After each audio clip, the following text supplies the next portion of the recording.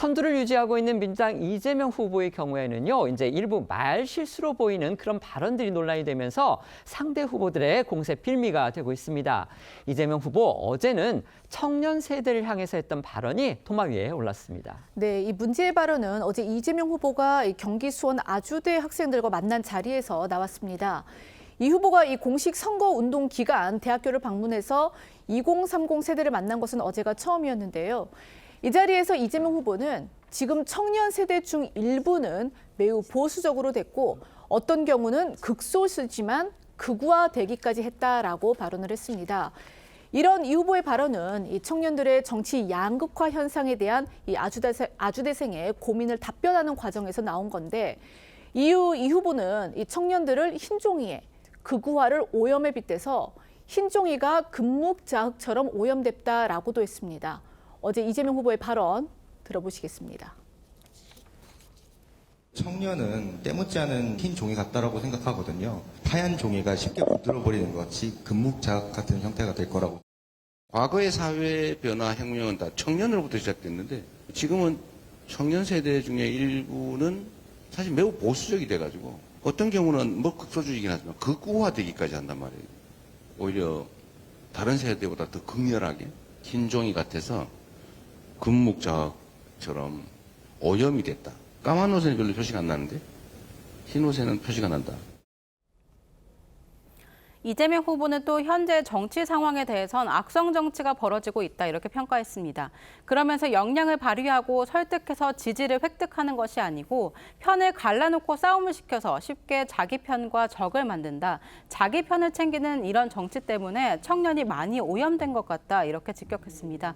다만 이 후보는 그래도 희망을 갖는 건 지난해 12월 3일 밤부터 지금까지 변화 행동의 주체가 젊은이들이라는 점이라며 기성세대보다 더 전면에서 열심히 아름답게 이 어려움을 뚫고 나간 것에 감동했다. 이런 말도 덧붙였습니다. 논란이 되고 있는 이재명 후보의 발언 중에서요, 그 청년의 흰 종이, 그다음에 금묵자흑처럼 오염된 부분, 이 부분은 이 후보가 먼저 발언한 게 아니고 저희가 들려드렸던 것처럼 이제 대학생 패널이 질문을 그렇게 한 거를 이 후보가 받아서 또 답변을 그렇게 했다라는 그 부분은 다시 한번 말씀을 드리겠습니다.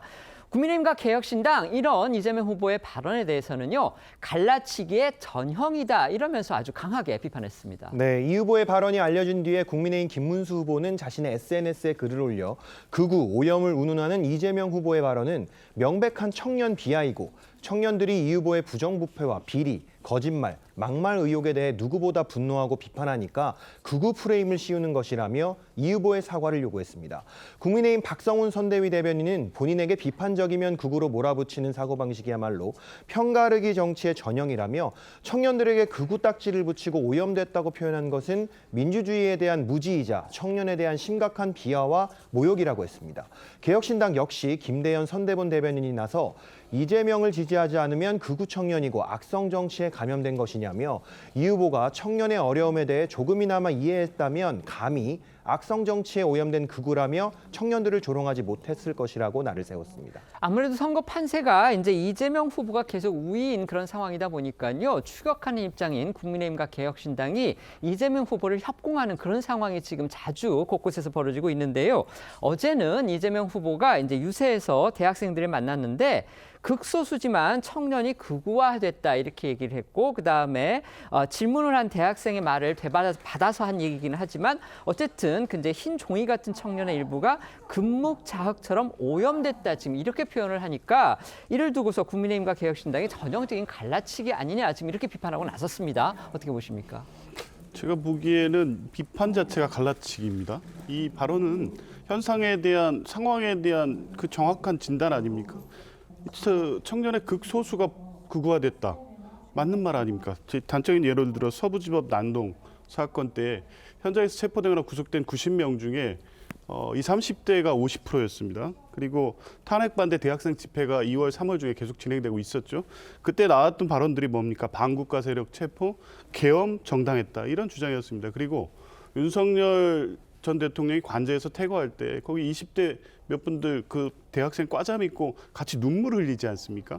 그러니까 이 계엄이 정당했다고 주장하고 그리고 이런 행위들 법원에 가서 난동을 부리거나 이렇게 극소수 극우화된 청년들이 있는 건 분명한 현상입니다. 이 자체를 그대로 있는 대로 얘기한 거고 대학생들과의 대화 자리에서 자연스럽게 나온 대화였죠. 근데 이 얘기는 이게 사실이 아니라면 그 부분을 비판하면 되는 것이지 이것을 마치 청년에 대한 어떤 청년 일반에 대한 비판처럼 왜곡해서 이게 갈라치는 거죠. 그러니까 청년에 대한 비판처럼 왜곡해서 갈라치기라는 의도로 발언을 끄집어낸 것이지 이재명 후보 발언 자체에 갈라치기 의도 그 내용은 전혀 없었다고 말씀드립니다. 네. 제가 좀 반론을 드리자면 이재명 후보의 발언 자체가 청년 세대에 대한 왜곡이자 싸잡아서 청년 세대를 비하하는 발언이라고 볼 수 있죠. 앞서 우리 조 부위원장께서 그 1월 19일에 있었던 그 서부지법 난입 사태 때 현장에서 체포된 90명 중에 절반이 2030이었다라고 말씀을 해주셨습니다. 그럼 45명이죠. 그런데 우리나라에서 18세부터 만 39세 이하의 유권자 수는 1,330만 명입니다. 그러면은 1,330만 명 중에 45명이면은 이것은 극소수도 아니고